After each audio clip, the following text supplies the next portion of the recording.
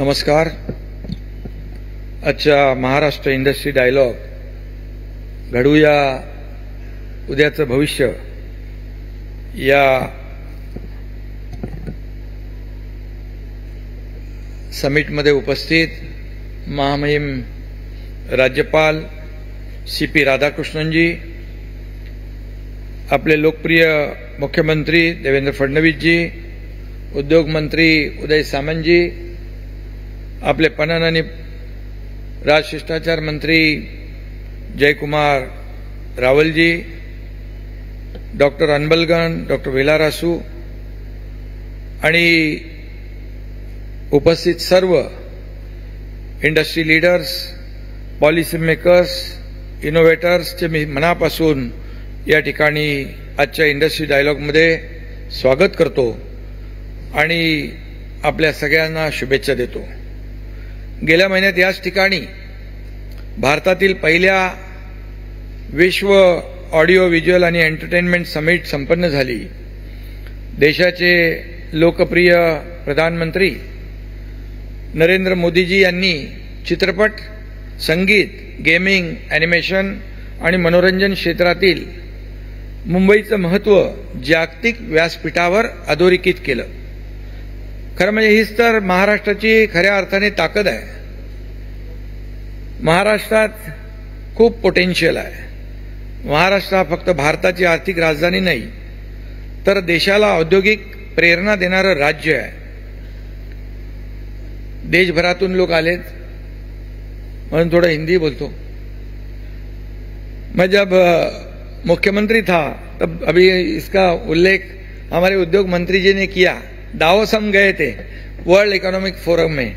वहाँ सभी इन्वेस्टर जो थे बहुत ही उत्सुक थे. अच्छा रिस्पांस मिला और महाराष्ट्र में निवेश करने के लिए सभी लोगों ने रिस्पॉन्ड भी किया. और अभी हमारे मुख्यमंत्री देवेंद्र जी जब दावोस गए, उन्होंने तो रिकॉर्ड ही तोड़ दिया कि 15 लाख करोड़ का निवेश इस महाराष्ट्र में लाने का बड़ा काम किया. इसलिए मैं उनका भी और उद्योग मंत्री जी का भी और हमारे इंडस्ट्री डिपार्टमेंट के सभी लोगों का अभिनंदन करता हूं.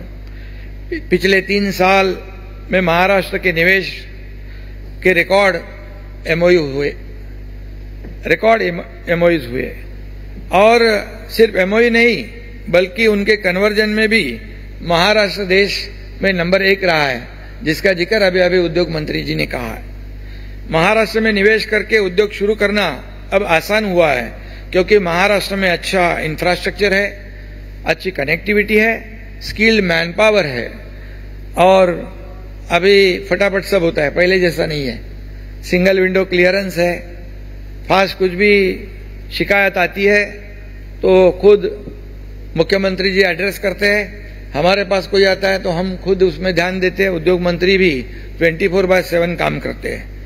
और खास बात यह है कि उद्योग को प्रोत्साहन देने वाला ये हमारा पॉजिटिव और प्रैक्टिकल ये स्टेट है, इंडस्ट्री फ्रेंडली स्टेट है और इसीलिए ये सब हो रहा है. Ease of doing business is not only on the paper but it's reality now. अभी पेपर में नहीं, अभी उद्योग मंत्री जी ने कहा है कि कैसे कन्वर्जन हो गया फास्ट. और उद्योग क्षेत्र की चुनौतियां और अवसरों के मामले में महाराष्ट्र हमेशा अग्रणी रहा है. महाराष्ट्र हमेशा देश में आगे रहा है. महाराष्ट्र की नई कल्पनाओं और इनोवेशंस का स्वागत करता है, उन्हें प्रोत्साहन भी देता है. We don't like to be stagnant and complacent. Stagnant और कंप्लेसेंट रहना आज के युग को मंजूर नहीं है क्योंकि नया नया कुछ करना है, नया नया करके हमारे राज्य को आगे बढ़ाना है. इसीलिए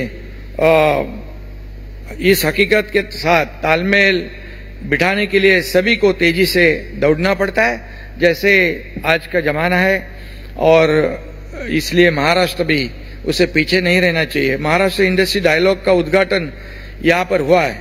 मुझे अगले 5 साल में राज्य का औद्योगिक ग्राफ ऊंचा उठता दिख रहा है.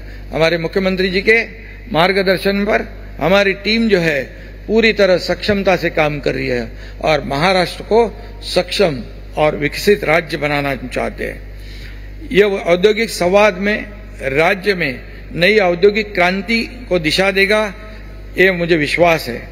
देश को स्वतंत्रता दिलाने के लिए जो आंदोलन पूरे देश में चला, जो चेतना जागी, उसमें भी महाराष्ट्र सबसे आगे था, ये भी मैं यहाँ पर कहना चाहता हूँ। कपड़ा मिलों, सहकारी चीनी कारखानों से शुरुआत कर महाराष्ट्र ने औद्योगिक क्षेत्र में देश का नेतृत्व किया। आज भी टेक्सटाइल, चीनी, मैन्युफैक्चरिंग, फूड प्रोसेसिंग हमारी बेसिक स्ट्रेंथ है। पुणे, मुंबई, नासिक में फार्मा और बायोटेक, आईटी और एग्रो इंडस्ट्रीज का विकास तेजी से हो रहा है। विदर्भ, मराठवाड़ा, कोंकण, पश्चिम महाराष्ट्र में हर जगह बड़े पैमाने पर इंडस्ट्रियल एक्टिविटी चल रही है। पुणे, छत्रपति संभाजी नगर में ई व्हीकल का प्रोडक्शन बड़े माध्यम से हो रहा है।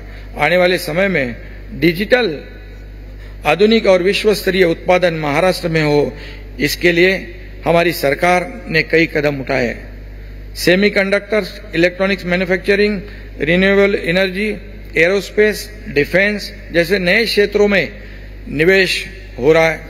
डेटा सेंटर, स्मार्ट इंफ्रास्ट्रक्चर सुविधा और एमएसएमई के जरिए प्रोडक्शन और सर्विसेज भी बढ़ रही है। स्टार्टअप इकोसिस्टम को प्रोत्साहन दे रहे। AI, robotics, data science, green technology के लिए युवाओं को स्किल ट्रेनिंग दे रहे हैं। जिन 9 महत्वपूर्ण क्षेत्रों पर आज यहाँ पर चर्चा होगी, उन पर ही राज्य का औद्योगिक भविष्य जो है डिपेंड है। राज्य की औद्योगिक नीति में भी इसका प्रतिबिंब दिखाई पड़ता है। इसमें मुझे सबसे महत्वपूर्ण लगता है सेमीकंडक्टर निर्माण का उद्योग। इलेक्ट्रॉनिक्स उत्पादों का बाजार लगातार मार्केट बढ़ रहा है और इसलिए सेमीकंडक्टर चिप बहुत ही उसकी मांग है और बहुत ही उसका महत्व भी है। अभी हम चीन ये चिप्स ताइवान और दक्षिण कोरिया से इंपोर्ट कर रहे हैं। नवी मुंबई में सेमीकंडक्टर चिप निर्माण का प्रोजेक्ट शुरू हो रहा है। हम लोग गए थे जब मैं, देवेंद्र जी, अजीत दादा सभी थे। ये प्रोजेक्ट भी गेम चेंजर साबित होगा।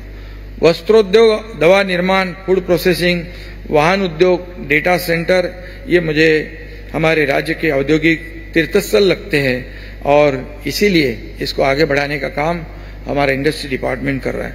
जीसीसी यानी ग्लोबल कैपेबिलिटी सेंटर्स भारत के लिए रोजगार की खान बनने जा रहे हैं। वैश्विक स्तर पर देश को सूचना प्रौद्योगिकी और अनुसंधान की राजधानी बनाने का अवसर है।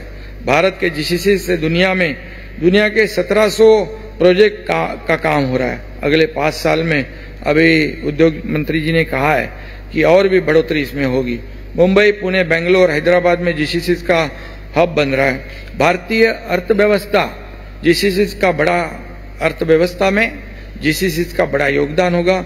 औद्योगिक वृद्धि में क्षेत्रीय संतुलन बनता है या नहीं, ये भी बहुत ही मुझे महत्वपूर्ण लगता है, क्योंकि अगर औद्योगिक वृद्धि सिर्फ मुंबई, पुणे, नासिक त्रिकोण तक सीमित रही तो ग्रामीण क्षेत्रों से अन्य जिलों से भी माइग्रेशन कम नहीं होगा और इसीलिए एक समान डेवलपमेंट करने की आवश्यकता है और उसी पर उद्योग क्षेत्र और हमारा राज्य काम कर रहा है।